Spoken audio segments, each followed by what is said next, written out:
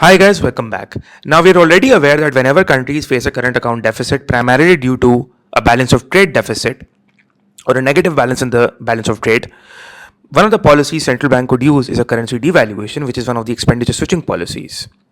Now, whether a currency devaluation would actually work in improving a current account balance or reducing a trade deficit depends upon the Marshall-Lerner condition. But hang on a second. Before I tell you what the Marshall-Lerner condition is, what is the word Marshall and Lerner here? Now, the word Marshall-Lerner condition is basically simply named after two famous economists, two influential economists, Alfred Marshall, who you have already heard of in the utility theory, and the second is Aba Lerner. So, hence we study the Marshall-Lerner condition. That's all. So this video is about the Marshall-Lerner condition and the Jacob effect. Now, the Marshall-Lerner condition states that a currency devaluation, which is obviously done by the central bank artificially manipulating, bringing down the value of the currency, or let's say a depreciation which occurs in a floating exchange rate system. So this condition states that a devaluation of a country's currency will improve the country's trade balance, that is the balance of trade in the current account, only and only if the sum of the price elasticity of demand for exports and the price elasticity of demand for imports is greater than 1. This is the Marshall-Lerner condition. Now guys, economic theory has taught us that whenever the central bank devalues the currency as a policy objective, or let's say you have a floating exchange rate system and market forces in the foreign exchange market puts a downward pressure on the currency and the currency depreciates. Whatever it is, whether it's a devaluation or let's say even a depreciation of the currency, economic theory teaches us that after the currency depreciation or devaluation done by the central bank, exports become cheaper and imports become expensive, right? Imports become more expensive domestically and exports become cheaper, as in less expensive to foreign residents. And this suggests that the quantity of imports decreases, decreasing the import expenditures, and the quantity of export increases, increasing export revenues, and hence, yay, problem solved. That's what we have learned so far. But under evaluation, you will write in the exam, whenever this question comes, this will only and only happen if the Marshall-Lerner condition is met, which means if the sum of the price elasticity of demand for exports plus the price elasticity of demand for imports, if their sum of these two elasticities is greater than 1. Technically, what we're saying is that if the price elasticity of demand for net exports is greater than 1. Now, guys, let's try to understand how this works. So, basically, if the PD for your imports is less than 1, right? That is, imports are price inelastic. So, let's say that, if the price of import rises because of, we know that the price of import will rise because of a currency depreciation or a devaluation. And when the price elasticity of demand for imports is less than 1, then it means that, a percentage increase in the price of imports, let's say because of currency devaluation, the price of imports rises by, let's say, maybe 20%. But that will lead to a smaller percentage decrease in the quantity of imports, because you see, when we're talking about imports, we're talking about the total expenditure that is made on imports, and that is basically price times the quantity, right? So what you're saying is that the total expenditure on imports would increase if the PD for imports is less than 1, because if the price of imports goes up, but the quantity of imports goes down relatively less, or a smaller quantity of imports demanded only falls, right? If the quantity of demanded for imports only fall by a small percentage, so in that case the total expenditure on imports will actually rise. So basically the value of imports will increase, and that will have a negative effect on the balance of trade. If you already have a trade deficit, that trade deficit will become larger in that case. Well, on the other hand, if the PD for imports is greater than 1, the PD for imports is greater than 1, then the value of the imports, that is total expenditure on your imports, will actually fall, which will result into a positive effect on the balance of trade if your PD for imports is greater than 1. So if there's a currency devaluation or a depreciation, so total expenditure on imports would fall, which will result in a positive improvement or a effect on the trade balance. Because the simple reason being that the price of imports will go down and the quantity of imports, the price of imports would go up, but the quantity of imports would significantly decline, causing an overall decline in total expenditure on imports, right? And having a positive effect on the balance of trade position, or the trade deficit will fall. So in general, you see that what we conclude is that the larger the PD for imports,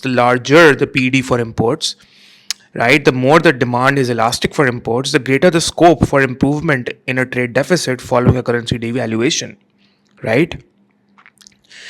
Now, that is what I'm saying is that what we learn is that the larger the PD for imports, the greater the scope for improvement in a trade deficit following a currency devaluation. So now it's not just the PD for imports that we're talking about. The PD for exports are also important.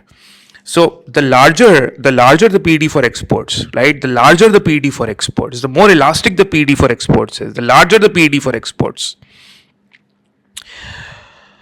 It means that the larger the increase in the quantity of exports following a devaluation, because devaluation would basically reduce the price of exports. So the price of exports would go down, and if the larger the PD for exports, the greater would be the increase in the quantity of exports, and the more significant would be the rise in total revenue. So what we're saying is that the larger the PD for exports, the larger the increase in the quantity of exports that result following a devaluation or a depreciation, and the larger would be the positive effect on the trade balance. Now, here I also want to tell you that if the PD for exports is less than 1, if exports are price inelastic, so a fall in the price of exports could have a negative effect on total revenue for exports, because if the price of exports goes down, the quantity of exports, let's say that exports are still the same, they are totally inelastic. So if the price of export goes down following a currency devaluation or a depreciation, so and let's say there's no change in the quantity of exports, they're still the same because they are totally inelastic. So in that case, the total revenue on exports will fall, right? And the trade balance would worsen. So it's important for the PD for exports to be great. I mean, it's important that we should have a large PD for exports. So what we're saying is that the larger the PD for exports, the larger the increase in the quantity of exports following the a currency devaluation or a depreciation, as the price of export goes down because of that, and hence the larger would be the positive effect on the trade balance. But the Marshall-Lerner condition is not taking into account the PD for exports and imports individually. It's not saying that the PD of exports and the PD for imports should be greater than 1. Because you see, balance of trade deficit is simply the balance of trade deficit, or simply the balance of trade is just exports revenue minus import expenditure. That is net export. So what X stands for export revenues and M stands for import expenditure. That is total revenue for exports minus total expenditure from imports. So that is why it takes into account the combined elasticities, right? So what we are saying is that it is not necessary for both the PD. So in order for the net exports to improve, that would cause the current account deficit to improve and the trade deficit to reduce. It is not necessary for both the PD for exports and the PD for imports to be larger than 1 for a currency devaluation or depreciation, right, to improve the trade balance. So what we are saying is that what the Marshall-Lerner condition states is that according to the Marshall-Lerner condition, it is only necessary that their sum should be greater than 1, that the sum of the elasticities of exports and imports should be greater than 1, that is the PD for net exports should be greater than 1. Right? So guys, the Marshall-Lerner condition is basically stating the following 3 rules. It states that if the sum of the PEDs for imports and exports is greater than 1, just like I mentioned a while ago, then the currency devaluation will improve the trade balance, which means that the trade deficit will get smaller and it will improve the current account position because of it will improve your trade balance, reducing your trade deficit, right?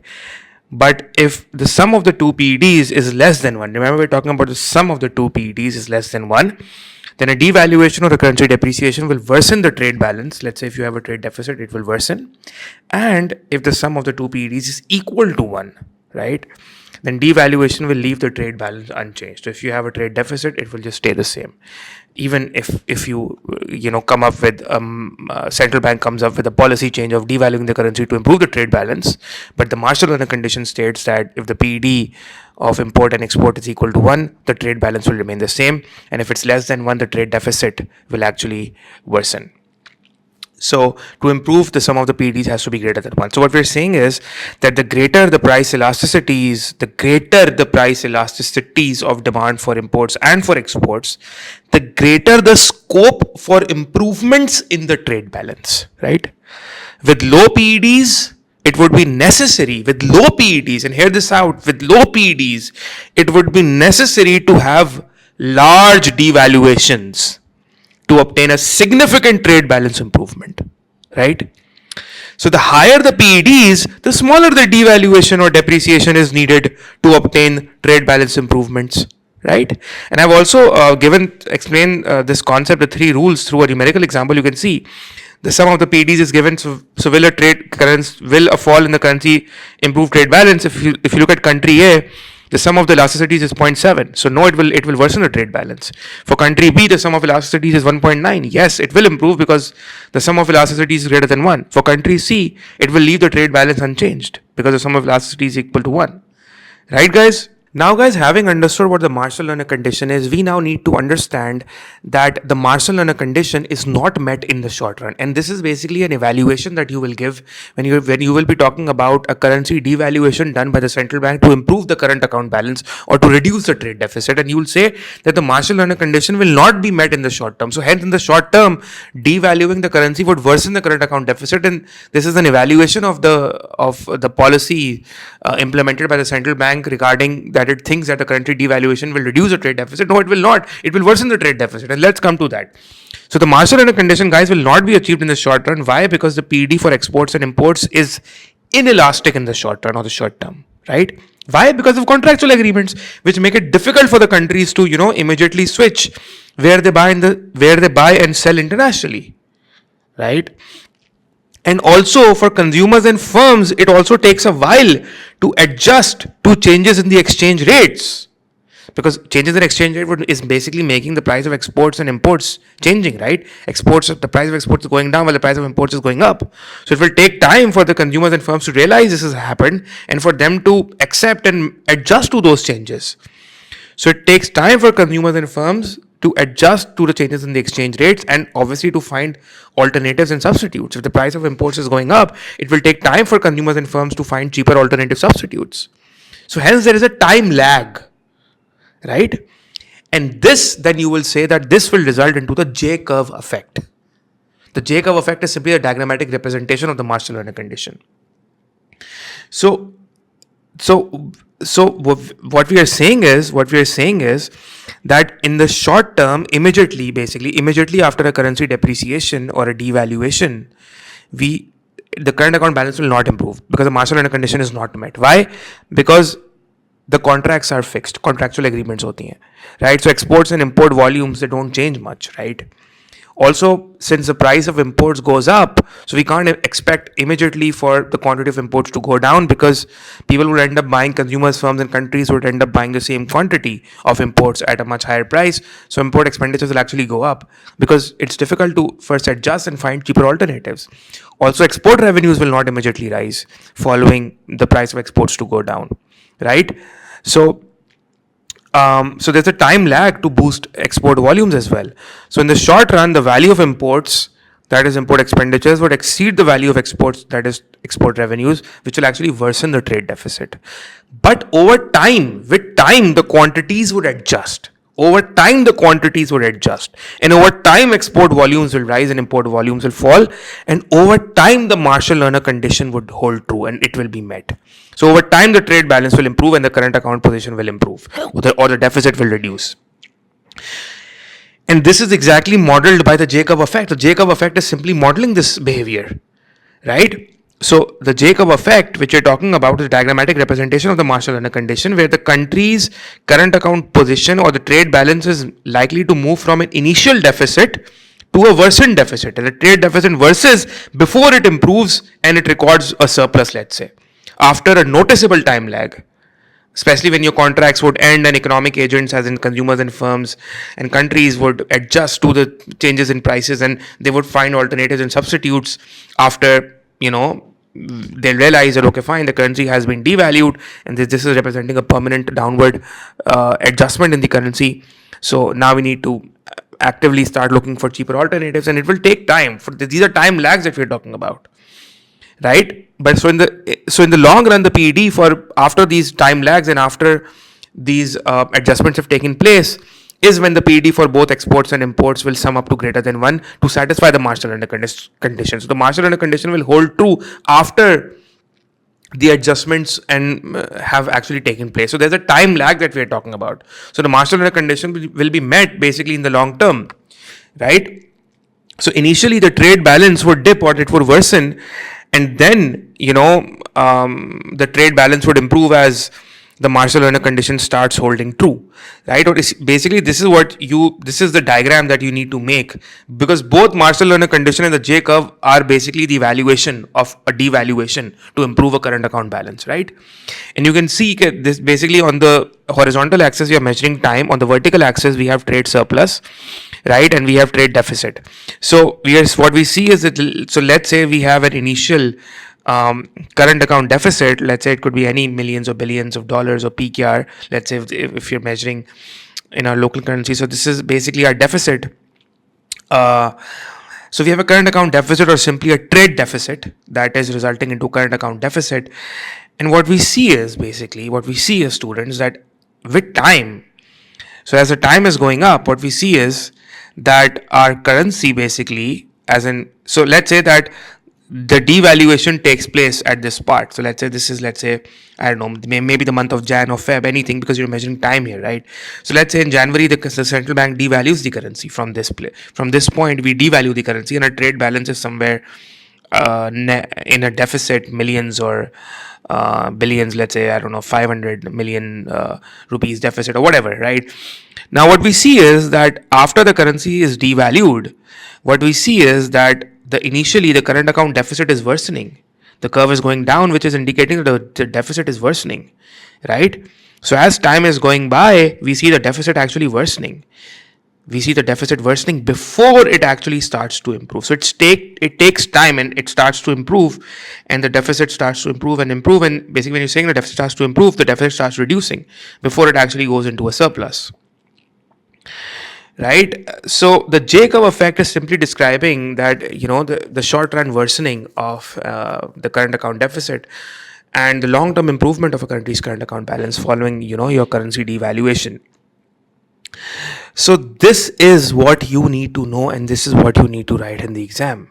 And if I quickly recap, basically what we're saying is that the explanation behind the shape of the J curve is simply traced directly to the Marshall-Lerner condition. And in the period that is immediately following a currency devaluation, the price elasticity of demand for imports and exports are very, very low. That is less than 1. So the Marshall-Lerner condition is simply not satisfied. Therefore, the trade balance we see deteriorates, right? And as time passes, the PEDs for imports and exports would increase. And if, after a certain time, there comes a point when the PED for import and export becomes greater than 1. That is, the Marshall-Lerner condition is satisfied. And after that point, the trade balance begins to improve.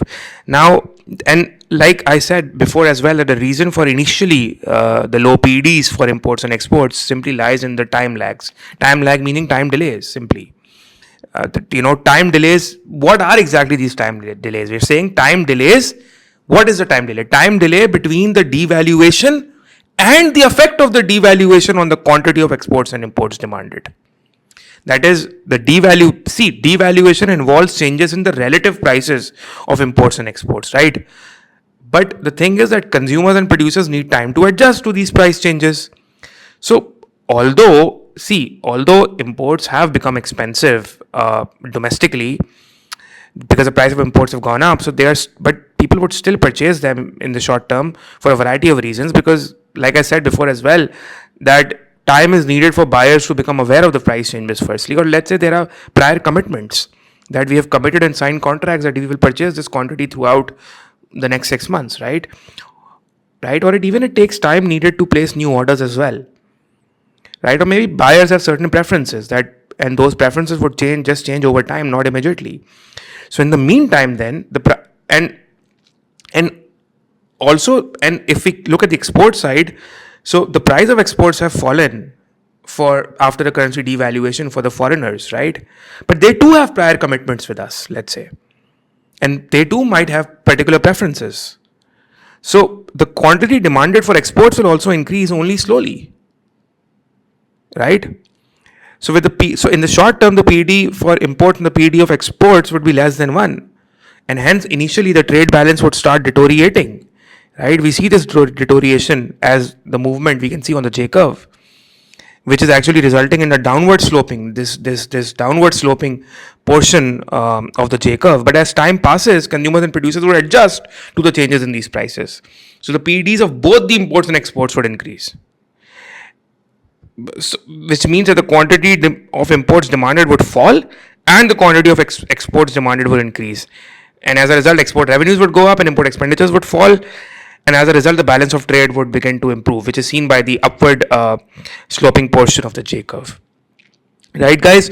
So this is all that you need to know regarding the Marshall-Lerner condition and the J curve effect, which is a very, very strong evaluation that you have to write in the exam when you're talking about whether a currency devaluation, but done by the central bank as part of its expenditure switching policies, improve a current account deficit or not. And a question on March 25 has already been tested on this topic as well. Okay, guys, thank you so much for watching this video. I'll see you all in the next video. Until then, take care.